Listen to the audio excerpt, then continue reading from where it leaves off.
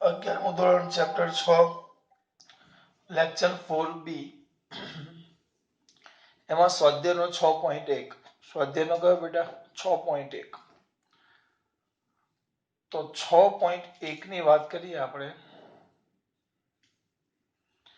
તો સ્વાધ્યાયનો 6.1 જોઈએ બેટા તો એમાં એવું છે કે કાર્ય ધન કે ઋણ કેવું હોય બરાબર કાર્ય ધન છે ઋણ છે એ આપણને ખબર કેવી રીતે પડે તો ધન કે ઋણ મારે ચેક કરવું હોય તો હું કેવી રીતે ચેક કરી શકું કે કાર્ય ધન છે કે કાર્ય ઋણ છે તો એ ચેક કરવા માટે કાર્ય ધન છે કે ઋણ છે એને ચેક કરવા માટે એક પદ્ધતિ એટલે એક થોડાક ઉદાહરણ આપેલા છે 5 જેવા તેમાં તમારે મને કહેવાનું કે કાર્ય ધન છે કે ઋણ છે બરાબર હા એટલે આપણે અત્યારે ચેક શું કરવાનું છે કાર્ય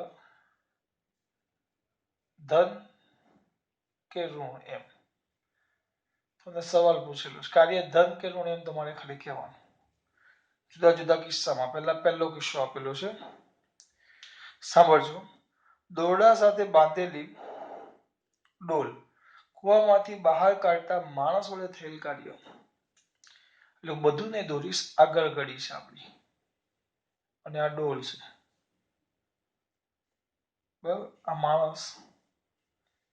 આ માણસ એને ખેંચે છે આ માણસ એને ખેંચે છે તો પહેલા બે આવે જો પહેલું પૂછ્યું છે માણસ વડે થતું કાર્ય તો માણસ વડે થતું કાર્ય જોજો માણસ વડે થતું કાર્ય તો બ્લેક પેન થી દોરીશ બળ એફ આમ આવે માણસ બળ આમ લગાડે છે બળ એફ આ બાજુ અને સ્થાનાંતર આ ડોલ ડી આ બાજુ ટૂંકમાં અહીંયા ડી આમ જાય પણ આમ જોશો તો એ ખરેખર ડોલ આમ જાય છે આ બળ એફ આમ જ બરાબર અહીંયા બળ એફ એમ લાગે તો અહીંયા બળ ડોલ ઉપર બળ એફ આમ લાગે અને સ્થાનાંતર પણ ક્યાં જાય ઉપર ડોલ ઉપર બળ ઉપર લાગ્યું અને સ્થાનાંતર પણ આ બાજુ એટલે ટૂંકમાં થતું કાર્ય તો અહીંયા એફ અને ડી જો એફ અને ડી બંને સમાન થાય તો થીટા કેટલો થઈ જાય 0 થીટા 0 થાય તો કાર્ય ડબલ્યુ કેવું આવે ધન પછી બીજા કિસ્સામાં એમ કીધું છે વજન બળ વડે થતું કાર્ય ગુરુત્વાકર્ષણ બળ શબ્દ ગુરુત્વાકર્ષણ બળ આપેલું છે ગુરુત્વાકર્ષણ બળ વડે થતું કાર્ય કયા બળ વડે ગુરુત્વાકર્ષણ બળ વડે થતું કાર્ય ગુરુત્વાકર્ષણ બળ વડે થતું કાર્ય તો ચલો લાલ એટલે અહીંયા લાલ વડે દર્શાવીશ ગુરુત્વાકર્ષણ બળ ક્યાં લાગે નીચે એફ લાલ એટલે લાલ અને ડોલ ક્યાં જાય ઉપર તો આ બંને વચ્ચેનો ખૂણો કેટલો થઈ ગયો થીટા 180 જો ત્યાં લખાશે કે થીટા કેટલો થાય 180 થીટા 180 થાય તો cos 180 કેટલા થાય -1 એટલે કાર્ય કેવું આવે બેટા સૂત્ર લખવો તો લખી નાખો fd cos થીટા અમુક એમ થાય આમ કેમ લખ્યું તો fd cos થીટા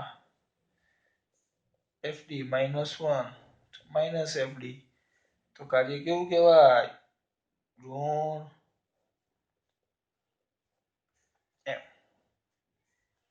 કેમ લાલ પેનથી લખ્યું કીધું તો ખરા બેટા મેં તમને કે બેને અલગ દર્શાવવા માટે એક જ આકૃતિમાં બે વસ્તુ દર્શાવવાની છે એ અને આ બી પછી સી અલગ આવું આપ્યું છે બધું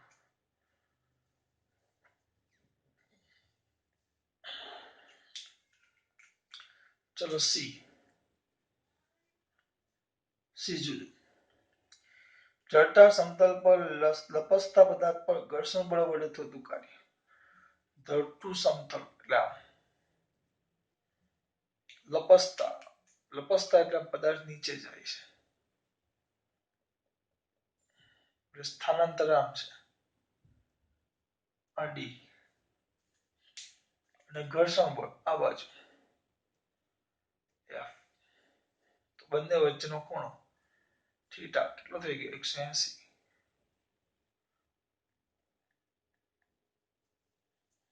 કાર્ય W is equal to FD cos theta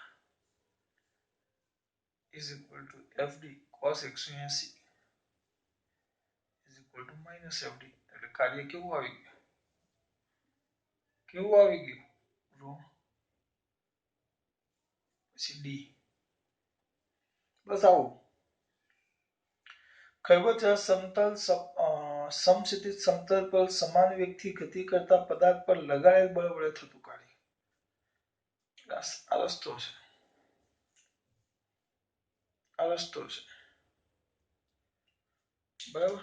એમાં એક કાર આમ જાય છે, કોઈક પદાર્થ જાય છે.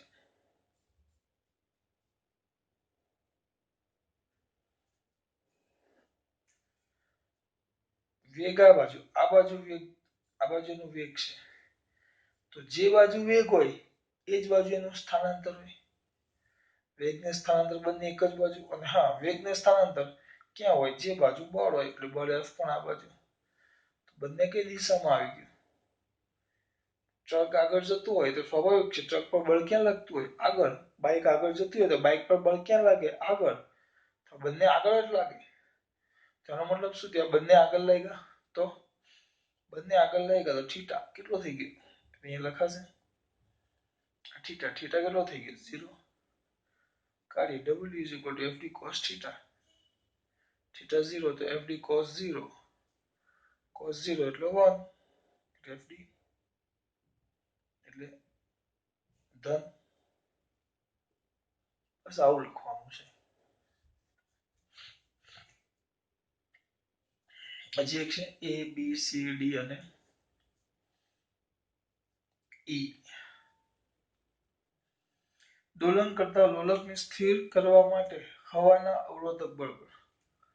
દોલન કરતું લોલક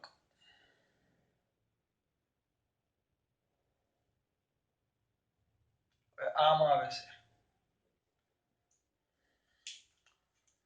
લોલક આમ પાછું આવતું હોય તેનું સ્થાનાંતર આમ થાય અને હવાનું અવરોધક બળ આ બાજુ F હવાનું અવરોધક.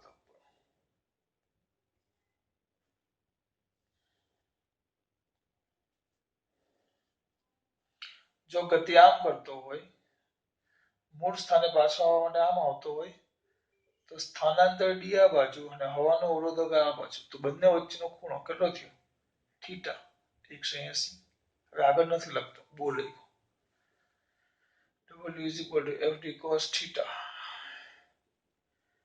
FD cos 180 minus FD એટલે કેવું? એટલે આ લખવાનું હતું. ધન થાય, ઋણ થાય, ઋણ થાય, ધન થાય, ધન ધન ધન, ઋણ ઋણ. આ થઈ ગયો તમારો સ્વાધ્યાયનો 6.1. કાર્ય ધન કે ઋણ એના વિશે ખબર. એના માટે કઈ જ નથી કરવાનું. કાર્ય ધન કે ઋણ શોધવા માટે બળ અને સ્થાનાંતર વચ્ચેનું શું શોધી લેવાનું? ખૂણો. એટલે તમારું કામ થઈ જાય. ખાસ વાત.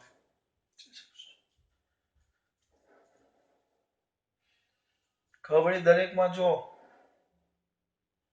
ખૂણો ડોલ વડે લાગતો, માણસ વડે બળ લાગે એ બળ અને ડોલ સ્થાનાંતર બે એક જ દિશામાં એટલે થીટા 0 એટલે કાર્ય ધન. આમાં જો ગુરુત્વાકર્ષણ બળ નીચે અને ડોલ ક્યાં જાય છે? ઉપર. એટલે આ બંને વચ્ચેનો ખૂણો કેટલો થઈ ગયો? 180 એટલે ઋણ.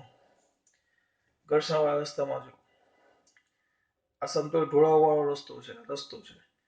તેમાં સ્થાનાંતર ક્યાં થયું? નીચે. અને બળ ક્યાં લાગ્યું? ઘર્ષણ બળ. તો ઘર્ષણ બળ ક્યાં લાગે? ઉપર. બંને પરસ્પર વિરુદ્ધ દિશામાં થીટા 180 એટલે ઋણ. આમાં ગાડી ગતિ કરે છે તો ગાડી જે બાજુ વેગ હોય એ જ બાજુ એનું સ્થાનાંતર હોય. વેગ હોય એ જ બાજુ એનું સ્થાનાંતર હોય. તો સ્થાનાંતર આ બાજુ કરે તો સ્વાભાવિક છે જે બાજુ ગતિ કરતો એ જ બાજુ બળ લાગે. તો બળ અને વેગ બંને કઈ, બળ અને સ્થાનાંતર બંને કઈ દિશામાં થઈ ગયા? એક જ દિશામાં. બંને એક જ દિશામાં થઈ જાય, બંને જો એક જ દિશામાં થઈ જાય તો થીટા કેટલો થઈ ગયો? 0 એટલે 1. 0 એટલે 1 એટલે કાર્ય ધન. આમાં જો સ્થાનાંતર કરીને પોતાના મૂળ સ્થાને પાછો આવવાનો પ્રયત્ન કરે, સ્થાનાંતર બાજુ હવાનો અવરોધક બળ. તમે આમ જાઓ તો હવા વિરુદ્ધ હવાનો અવરોધક બળ ક્યાં લાગે? પાછળ. ક્યાં લાગે? પાછળ. પાછળ લાગે. હવાનો અવરોધક બળ ક્યાં લાગે? તમે આવો છો આમ તો હવાનો અવરોધક બળ ક્યાં લાગે? પાછળ. તો બંને વચ્ચેનો ખૂણો કેટલો? 180. એટલે ખબર પડી? ચલો ખાસ વાત. જય શ્રી કૃષ્ણ.